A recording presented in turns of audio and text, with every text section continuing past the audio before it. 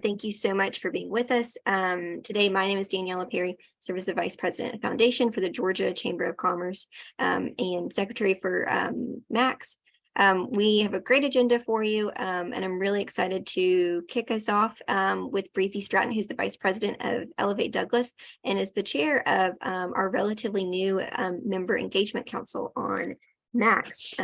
So Breezy, without further ado, I'll turn it over to you. As you come on camera, just a special thanks to our anchor investors who really make all of our programming possible. If you see any of these organizations, please thank them for their support of MAX and for workforce development in Metro Atlanta. We are so grateful for their support. So Breezy, over to you. Awesome. Well, thank you, Daniela. Again, my name is Breezy Stratton, and I serve as Vice President for Elevate Douglas Economic Partnership. We're the economic development engine in Douglas County. And I am also the chair of the MAX Member Engagement Council, which was formed last year in an effort to create a strategy around ensuring that our MAX members are engaged and understand how to find the most value out of their MAX membership. And then to also make sure that individuals who maybe are not MAX members but attend MAX events know what MAX is and how they can get engaged and how our organization can serve as a resource for them. So the first thing I'm going to talk to you about is just MAX at a glance, just what MAX is in general. The easiest way I've found is that we are the organization that brings anyone who's in the workforce development space in Metro Atlanta, whether that is nonprofits, service providers, the data gurus behind organizations that really dive deep into all of the data around work and labor and all of those things, economic developers like myself, the work source boards, basically anyone who's involved or wants to be involved. MAX is probably a good place for you to come and find your family. So we have a lot of different events and resource areas, ways to find connections and to just, the best thing is that if you're looking for someone who may be a subject matter expert in a particular field in workforce, there's very likely that there's someone within the MAX organization who fits that role for you and can serve in some kind of capacity for that. So that's what MAX is: professional development, resource dissemination, and then just finding a group of people with shared interest and building up colleagues within this space throughout the region. So one of the great things that is new to MAX is that we have this called the MAX member portal. And so if you are a MAX member, I would really encourage you to go in and log into the MAX member portal. If you don't have your login, please let us know. We'll send it to you so that you can do that. The idea behind the MAX member portal is to act as a directory of sorts. So for instance, if you were looking for someone who does workforce development in Douglas County, you might search that within the MAX member portal.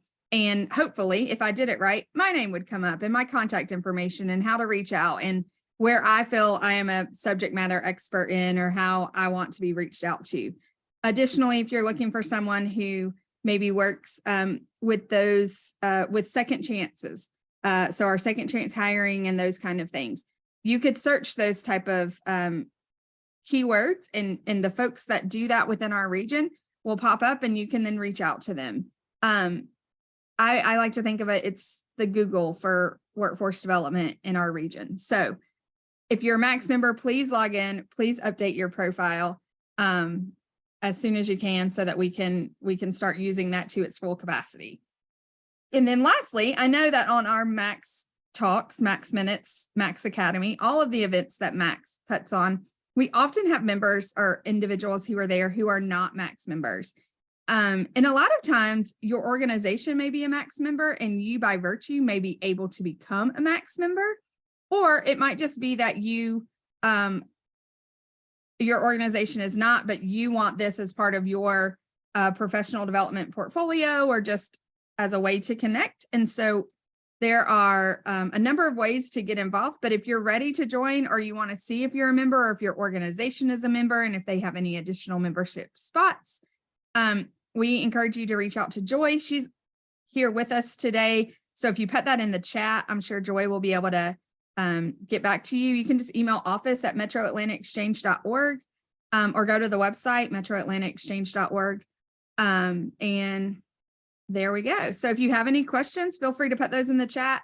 We're here to answer them for you and to help get you connecting with other Max members so that, it's cliche, but so that we can all thrive and we can all do what's best for our region in the terms of workforce development and talent attraction and resource management and all those fun things. So thank you, Daniela, for letting me come and chat with your group just a little bit.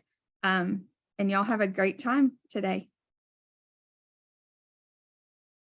Thank you, Breezy, and thank you so much for your leadership. I think this is such an incredible resource with the Max Engagement Council, and appreciate everything you've been able to do over the last year to be that great front face and to make sure everyone's getting as much value from Max as possible.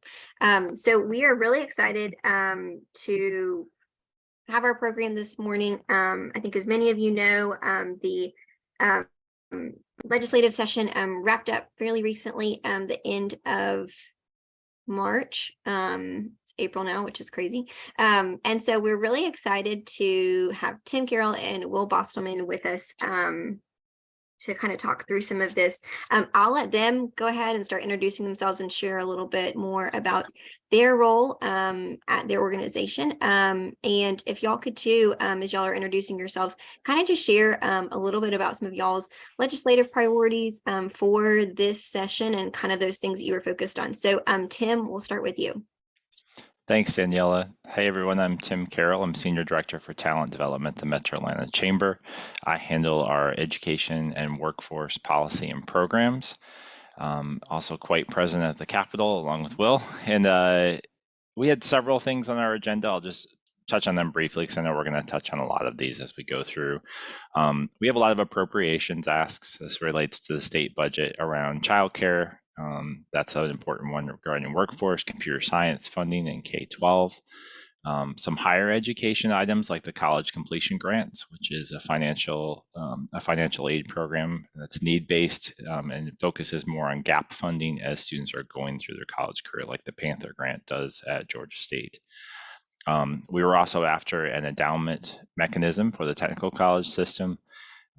Some virtual meeting allowance for our workforce boards, which I know many people on this call would appreciate, and then taking a deeper look around occupational licensing, which I can talk more about later.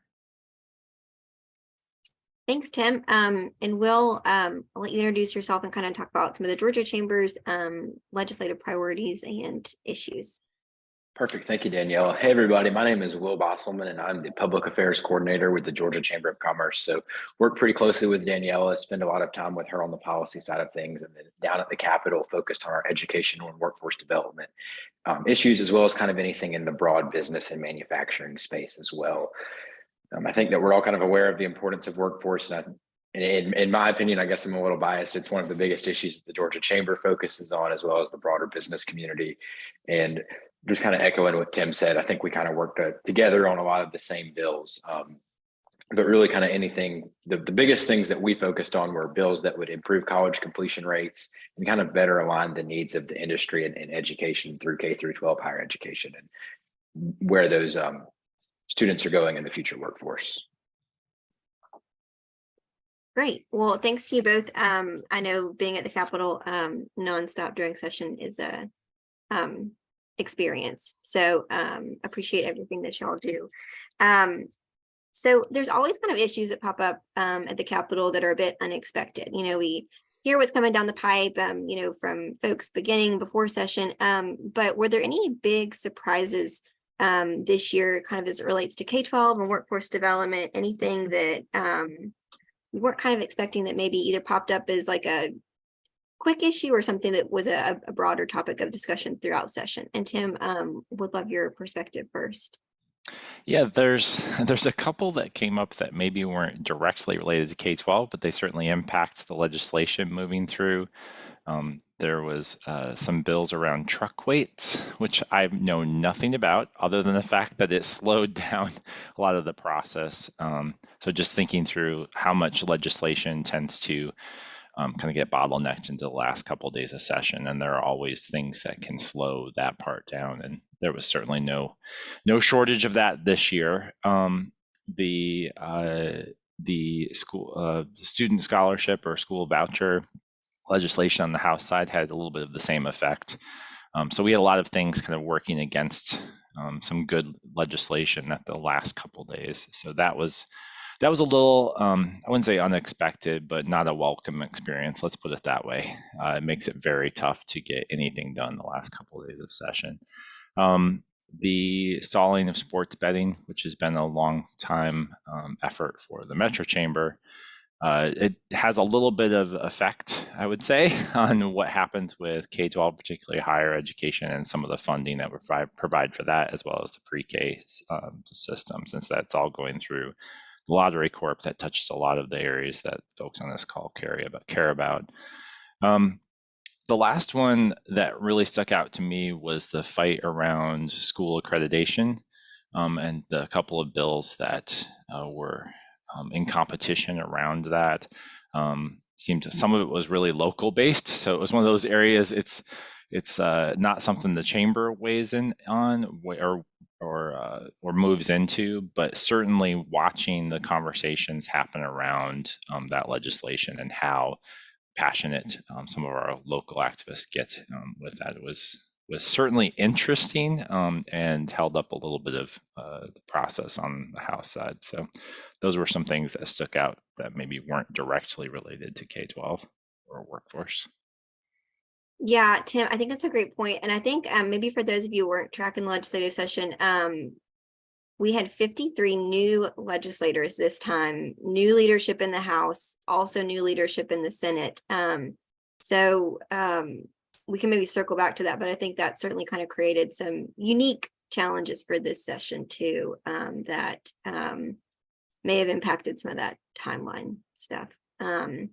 So Will, would love your thoughts too. I know sports, betting was a big thing too for the chamber, kind of as Tim mentioned, but would love you to add on anything here too.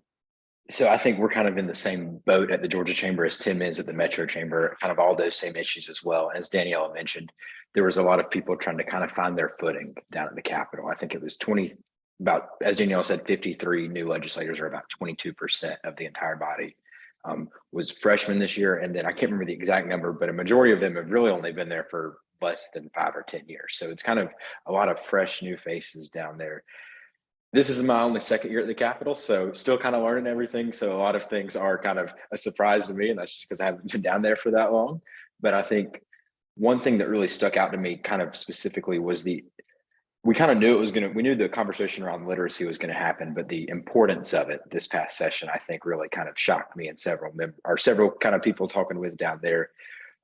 Had a lot of different meetings with leadership and different legislators, and on some of the other issues we're working on that don't relate to the workforce space, they were kind of all over the place on. But I think while they might have disagreed on a few of the smaller details, everyone kind of agreed on the importance of literacy, specifically in our younger grades throughout the state.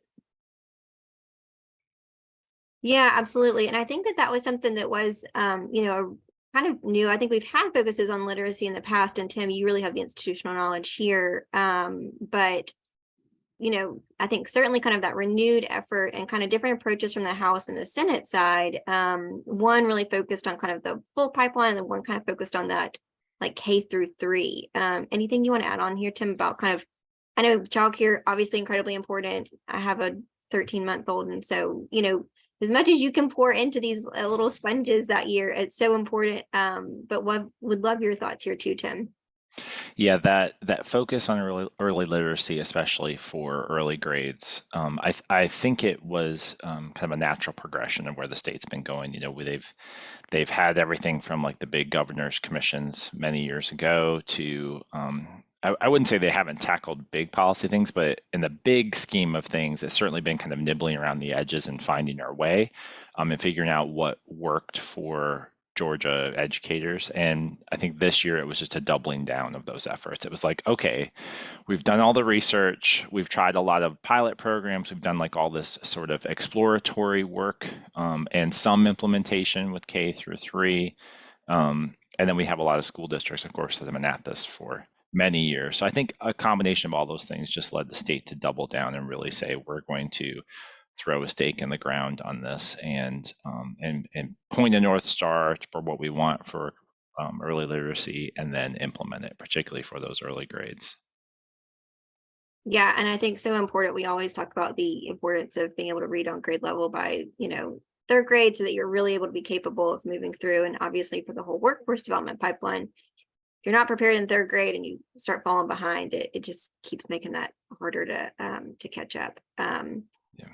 Did want to pause here too, just while we're kind of on that new legislator scheme. I think certainly that's, it was something that was a big, I think theme that was kind of running through. But Tim, would love your thoughts too, just on kind of I think we had a new chairman in some of the education committees as well. Some were kind of longstanding, like Chuck Martin is the chair of higher ed, he's been there. But would love your thoughts just on kind of the mix of new legislators and maybe kind of some of the challenges it brought up this session too. And then I think opportunities in the future as well.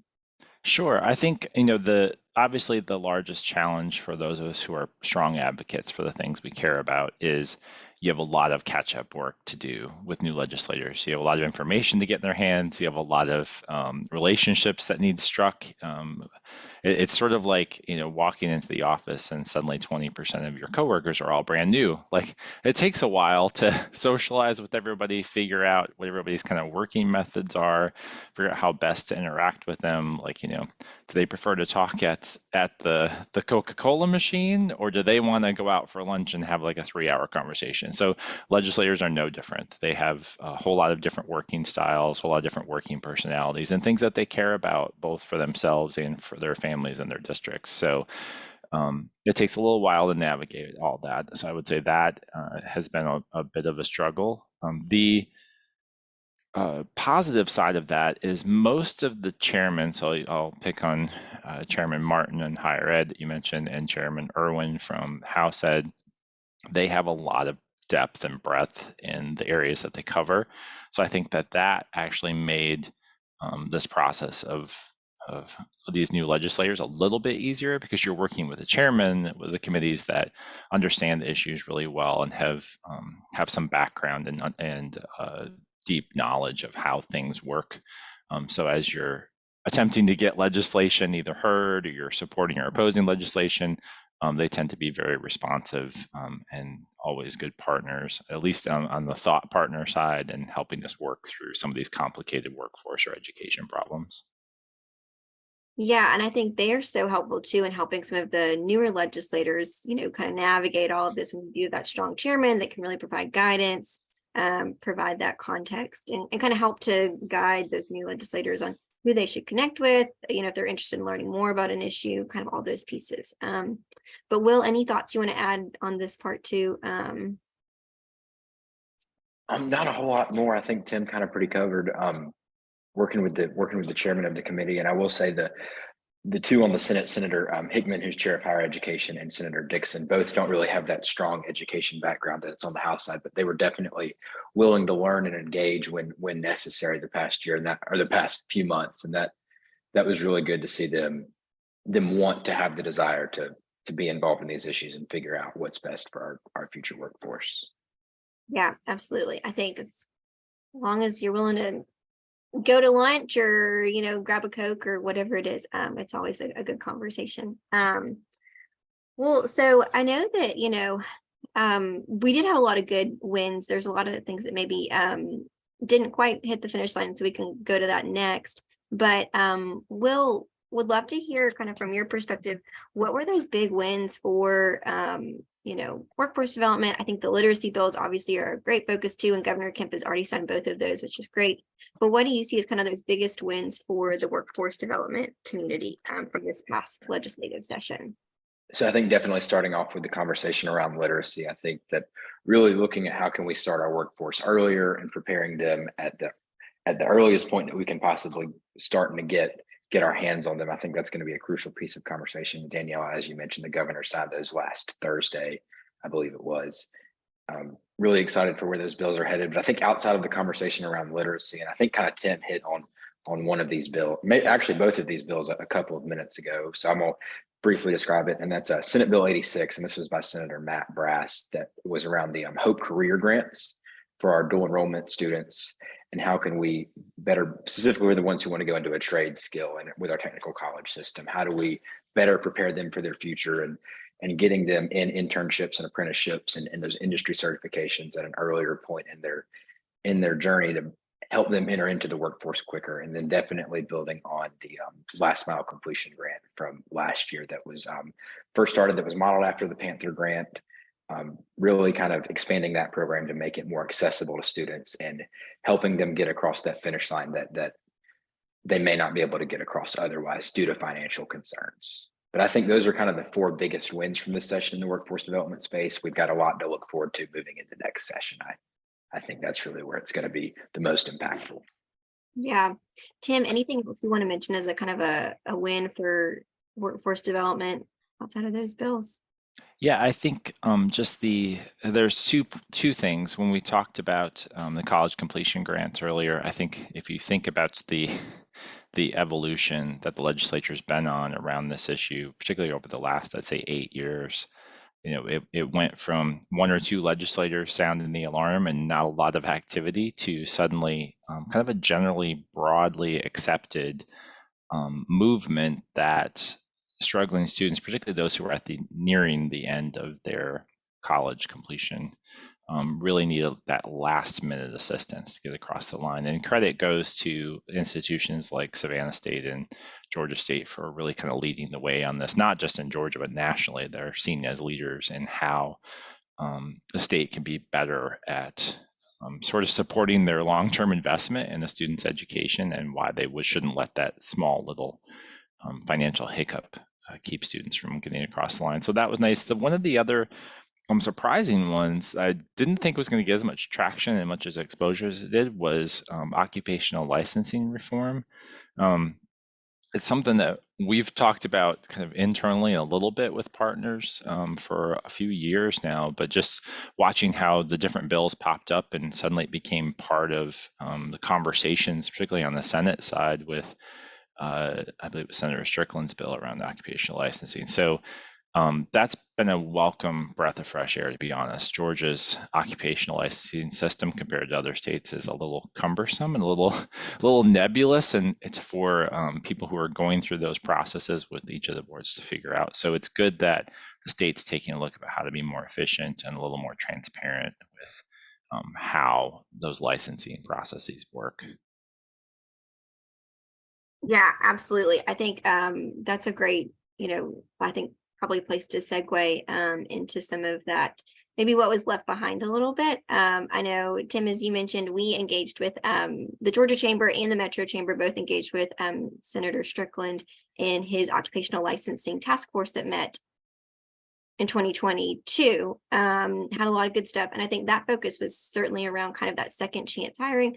Tim, as you mentioned, it is a really cumbersome process, and there isn't a lot of transparency. Maybe for those that have a past criminal record, all the licensing boards have kind of discretion to do things differently. And so I think some of the examples that were mentioned is that, maybe you want to become a dietitian, but maybe you had some issues, like a bad check you wrote 20, 30 years ago, and that could prevent you from being able to get that license. And if you kind of go through that training path, you don't really have certainty one way or the other if that will impact you. You first have to get your credential and then that gets reviewed, which I think is really challenging. And I think for a lot of the, individuals on this call that work with folks, the idea of telling someone, we'll go through this training and we'll let you know if it was helpful and if it, if this criminal record was going to impact you on the back end, isn't something that's really positive. It doesn't encourage folks. You don't have that streamlined path. It creates a lot of uncertainty. So certainly I think that was something that we were both, didn't quite make across the finish line that last few days of session. I think there were a couple of very big bills that, kind of tied up everything else and a lot of the good stuff. But Tim, would love for you to kind of share a little bit about maybe what were some of those other bills that got left behind. And just as a kind of a note, this is a first year of a 2-year biennium in the legislative session. So anything that was introduced in the 2023 legislative session is still alive for the 2024 legislative session. So wherever it was kind of in the process, if it made it through committee but didn't make it through the floor, or made it through both, it just kind of picks up wherever it was left off. So it's a huge advantage. So Tim, again, would love your thoughts on kind of what was left behind and what maybe some priorities early in 2024. Yeah, the one that I think a lot of people on this call might be very interested in is the virtual meeting allowance for workforce boards. Just for some history, you know, there were some changes around 2020 when everything went into lockdown, with allowing a lot of corporate boards and other entities that the state has a little bit of governance over to meet virtually or by phone. And for whatever reason, workforce boards just weren't included in that group. So we've been playing catch up and trying to get it included as part of those options. So for those of you who are on workforce boards and you know what it's like to have to get up a few hours early to drive several counties over to go to your workforce board meeting, this would allow for some of those meetings to meet virtually. And we have both a Senate and a House bill that were moving along just fine, and then they hit the last few days of session and just got lost in the shuffle. So that was a sad one to see go down and to see not pass, but like Danielle said, it'll be back next year. There's been conversation, I think, almost every year for the last probably 8 years specifically around including poverty as a measure for K-12 funding. And we are, I believe, now one of only, is it 2 states that don't have a marker or some type of weight or inclusion for poverty or income as it relates to K-12 funding. So if we're looking at the down to like almost like the census tract level for what is impacting K-12 education, and poverty is recognized as one of those heavy indicators that weighs on a school and how well they can perform with the students that they have. So I hope that that conversation continues. I think it's an important one that we keep having, and that we actually fix something around our school funding to include that weight as well. The other kind of surprising thing that I liked, and it's reflected a little bit, I know we'll probably talk about like study committees later, but watching the number of focus that the legislatures put around different issues. Normally at the end of every legislative session, it is normal for us to see 1 or 2 study committees focused on some specific issues pop up, usually like 1 for the Senate, 1 for the House, or maybe a joint study committee. And this year, I think there were 6 directly related to talent and workforce. So that, to me, that just signals that it's much more in the zeitgeist. It's much more in the thought process of how legislators are thinking about what's important for next year and for the years coming. So that's been really helpful. The other thing that I've really liked too, we've always talked about talent and education initiatives in a really broad state approach, right? And that makes sense, right? Because state legislators are dealing with a big budget. But a lot of efforts that we do, whether it's like Department of Transportation or Labor, we do look at things like regionalism, like what's important for a region that maybe isn't necessarily on the big radar for the state. And then I think we're starting to see that shift with talent and education and workforce development, that sure, there are some things that apply statewide and how the state either funds or researches around issues. But there are subsets around the state, whether that's like Augusta or Savannah or even Atlanta Metro, where there are a little more important pieces as it relates to our talent and workforce development efforts that the legislature is starting to pay a little more attention to, and realize that there are very distinct differences in what different regions have for needs around workforce, and that the state needs to make some for allowance for that through either funding or certifications, or how they structure their programs. So that's been a refreshing thing to see. Yeah, I couldn't agree more. I think, certainly we are, certainly see the need in those regional differences. I think, every region's kind of got those distinct advantages and distinct disadvantages, and being able to figure out how you leverage those things appropriately is really going to make a difference too. And what is most in demand industry wise, I think there's certain occupations that we're seeing statewide.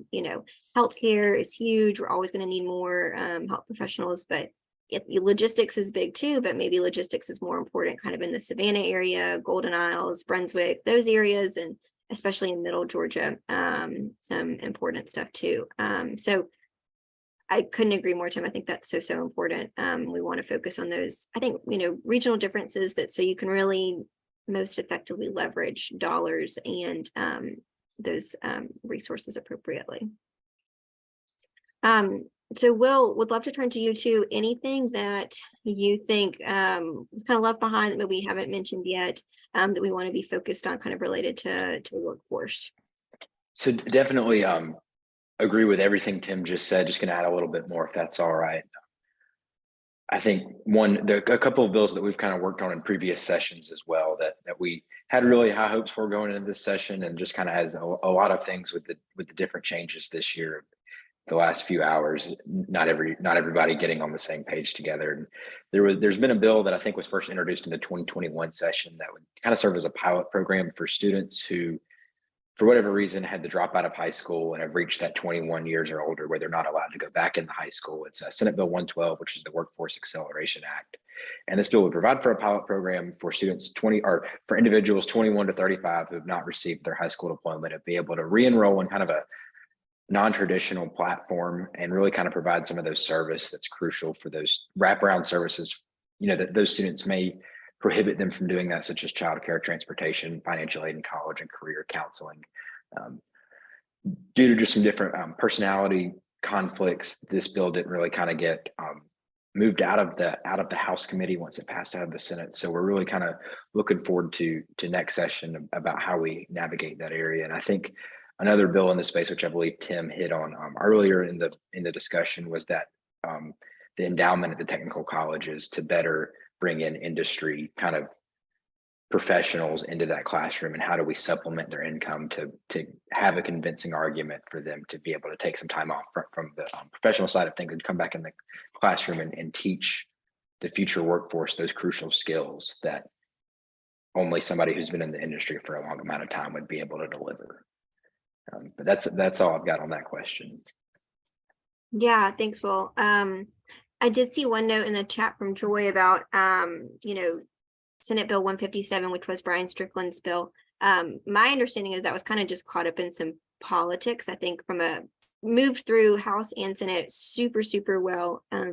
So hopefully all those political differences will be kind of rectified. But I haven't heard any kind of like big policy concerns with that. Tim, Will, I didn't know if that's kind of where y'all were on that one as well.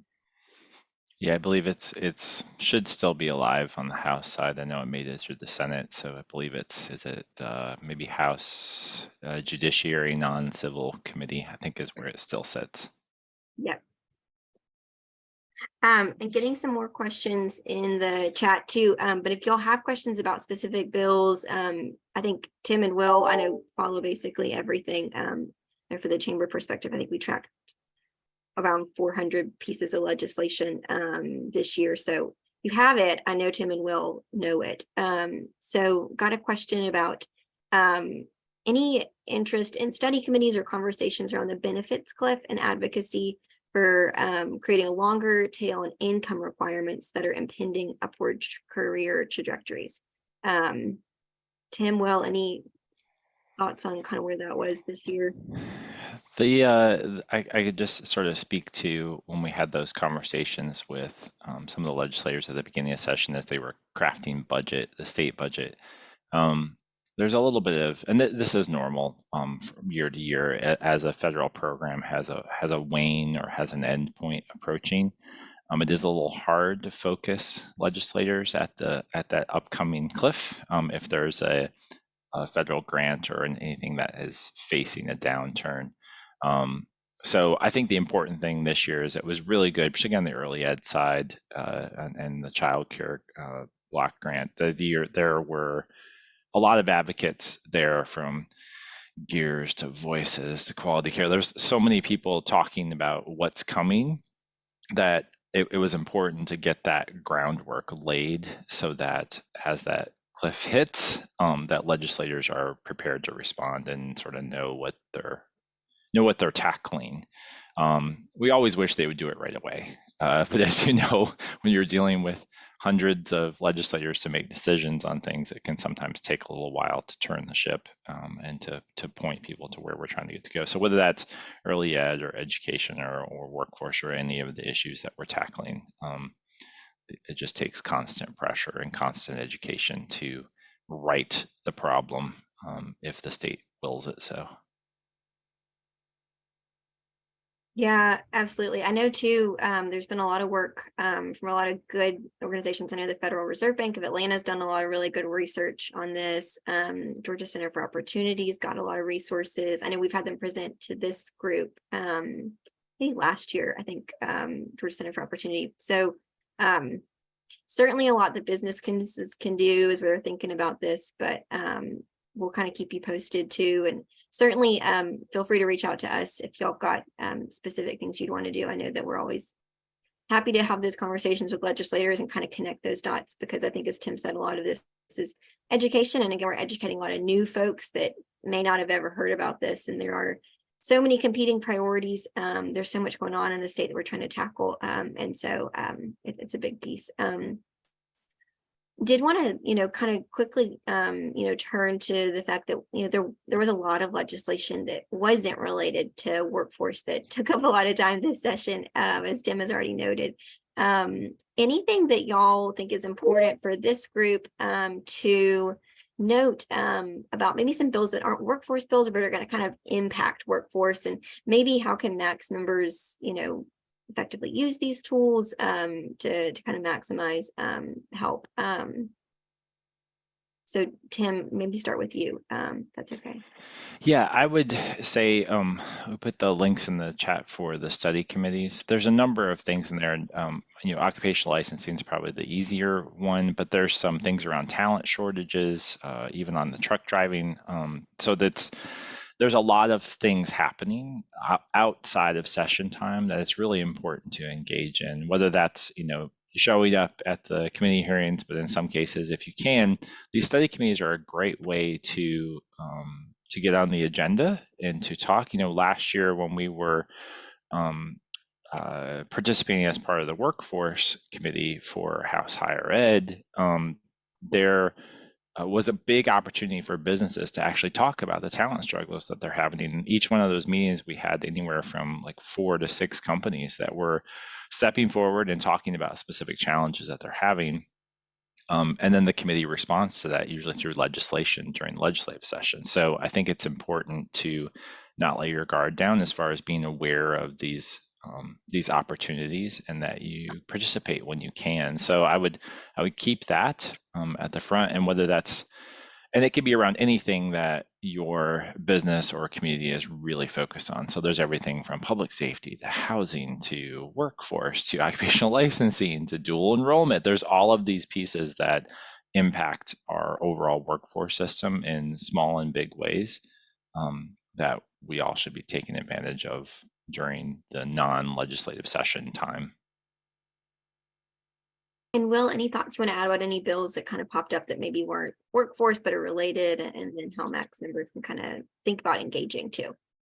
I think definitely Tim just hit a really big point on the workforce housing piece. I think we kind of left that out of the workforce development discussion previously on this call, but I think we all believe that's a crucial part. I know that there's communities statewide, it doesn't matter how big or how small, are feeling the effects of, we've got the workers, but now we don't have a place to put them.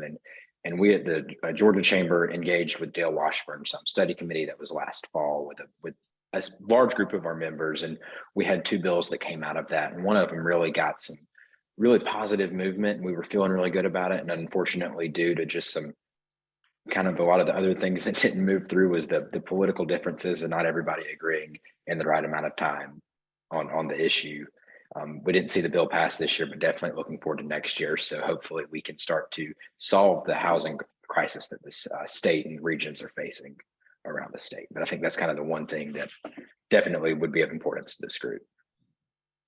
Yeah, and thanks, Will. That was HB 514, and I think the conference committee got named within like the Correct. last hour of the legislative session, and so it just didn't have a time to filter through it and get some stuff. I think too, Amy had a great point about how the TCSG endowment is going to be really helpful to build that training capacity to support those infrastructure projects. There's going to be a ton of money that's pouring into the state from the federal level. And two, I think both of the EV bills were something that were a perk of this legislative session. They were able to move through both the House and Senate version were passed. Of course, we know the number of projects that are coming to Georgia, coming to Atlanta. Kia announced that their new electric vehicle is going to be, produced here. We've got Rivian, Hyundai, Q cells, all of this great growth here within the state as a whole. And so thinking about how does that fit into the broader piece too? There's some specific federal funding parts related to kind of EV and building infrastructure of the future. So excited about that piece as well. And again, feel free if y'all got questions. We want to make sure we're answering what is kind of top of mind for y'all. I think we do want to be cognizant that this, off season might be a little different than previous off seasons because we are kind of entering into that presidential election year next year. I think we always spend those off seasons trying to get with legislators, and especially we've got so many new ones. Spending time with them to learn a little bit more about their priorities in less of a time sensitive manner, where you don't have that short 40-day legislative session. Thinking about what should we kind of expect over the summer. I know, Tim, you've mentioned and posted all the study committees, kind of how that process works too, is that there's a lot of study committees that are created through the legislative session, but it's up to House and Senate leadership to decide which ones are funded throughout those efforts. And so I would say be on the lookout for kind of announcements about which ones are actually going to move forward. But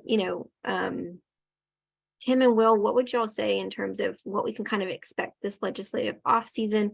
I know there is going to be a big push around tax incentives that we're watching closely, and some different efforts, but what else maybe you want to think about in this off season that may be a little different than previous years? I think one of the things that comes to mind is, paying close attention to the governor and how he's indicating where any of the remaining federal funds that he has at his disposal might be directed or maybe re-implemented or retasked. I think that's an important thing to keep knowledge of.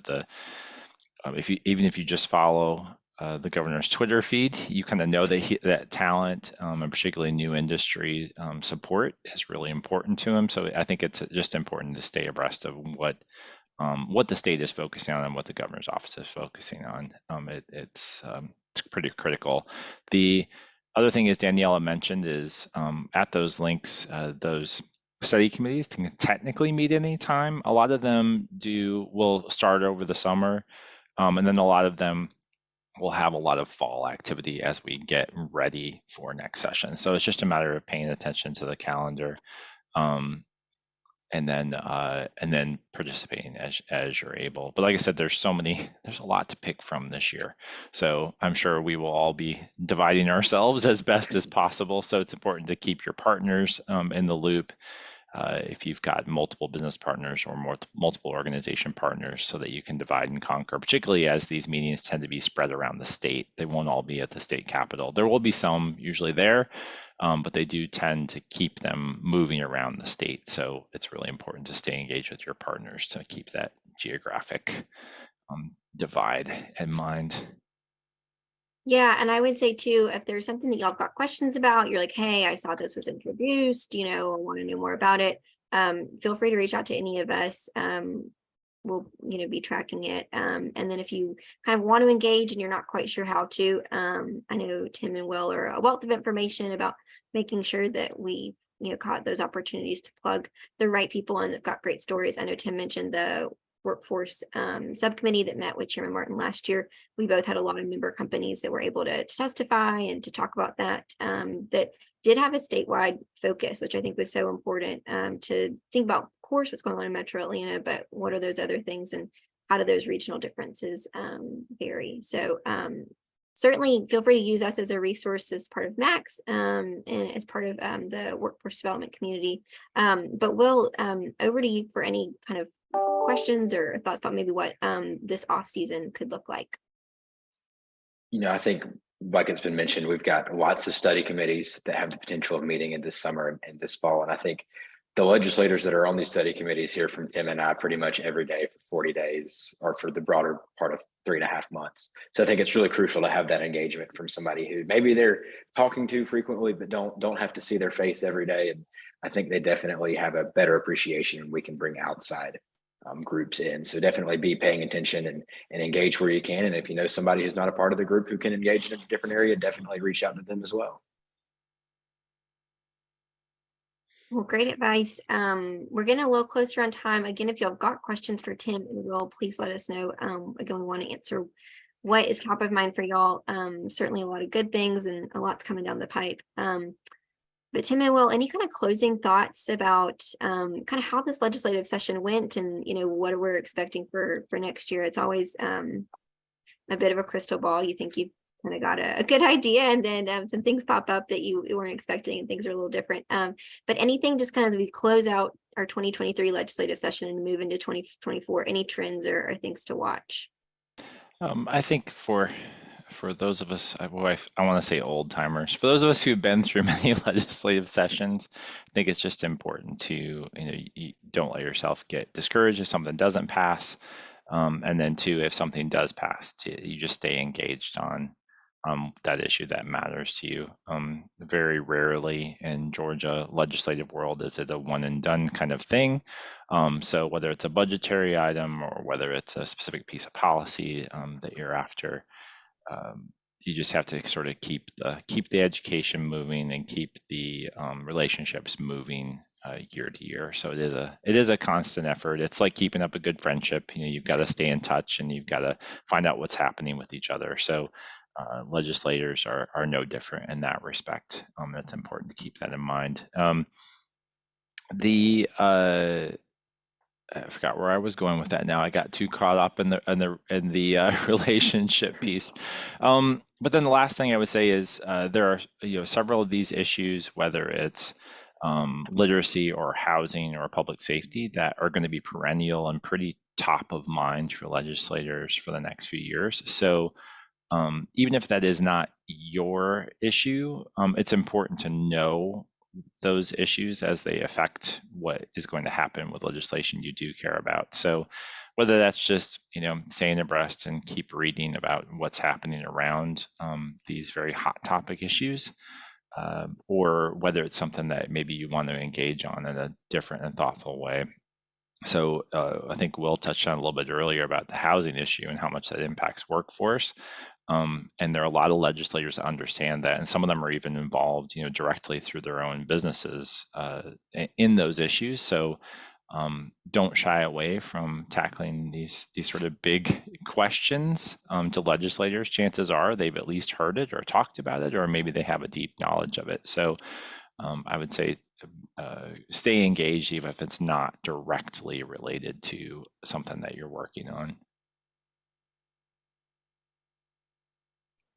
Yeah, I think that persistence pays off. And sometimes it is interesting to see the way an issue is introduced ends up evolving over that course of it, to your point, Tim. And so it may not seem like this would be the place to engage, but if you pay attention closely, you may kind of get a window, and that may be your kind of opportunity. And I would say too, I know we hear this from folks all the time, but it's one thing when we as like the Georgia Chamber or the Metro Chamber are able to talk about, an issue to legislators, but it means so much more when they hear directly from constituents in their districts.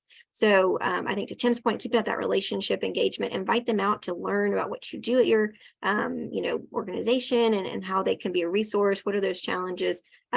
They do have time in the summer and fall. And so use that as to your advantage to kind of make sure that they know those issues that are top of mind for you. And it truly, they care so much about what y'all are seeing on the ground. So don't miss that opportunity. But Will, any kind of closing thoughts around trends to watch for the rest of the year and into next year?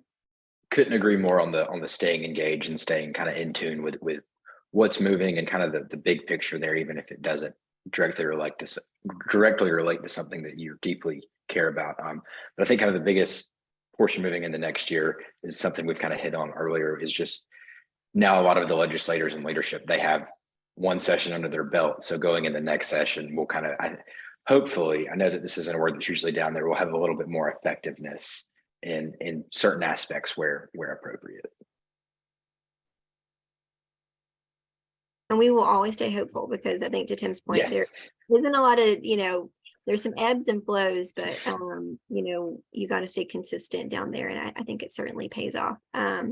So Tim and Will, I really can't thank y'all enough again for what y'all do every day, down at the Capitol, and everything that the Metro Chamber does, and the Georgia Chamber does to support workforce development in the state. It's so important. And again, if y'all have got questions for Tim and Will, their wealth of knowledge, I pick both of their brains a lot.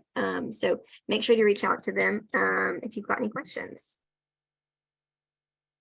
So we'll continue to have our next Max Minutes in May. Look for more information about topics and speakers. We do have another Max Talks in May or June, so be on the lookout right before you hit your summer vacation. And we've got Max Academy in July, so don't go on vacation for too long. Come back, we've got lots of good programming and content for you to see, and we just appreciate you joining us this morning. Again, this is some information about Max. If you're not a member, we would love for you to join. Again, Joy is a wealth of knowledge and happy to answer all of your questions. You know that we can contact Breezy once you get involved to help navigate all of that, and you've got all these great resources with the member portal as well. Again, a special thank you to our anchor investors that make all of this possible and support workforce development in the state. We are incredibly grateful for their investment and all that they do on behalf of the workforce development community in Metro Atlanta. Again, special thanks to Tim and Will and Joy, always for keeping us moving. I hope y'all have a great Friday and a great rest of your weekend, and look forward to seeing you next time. Thanks, y'all.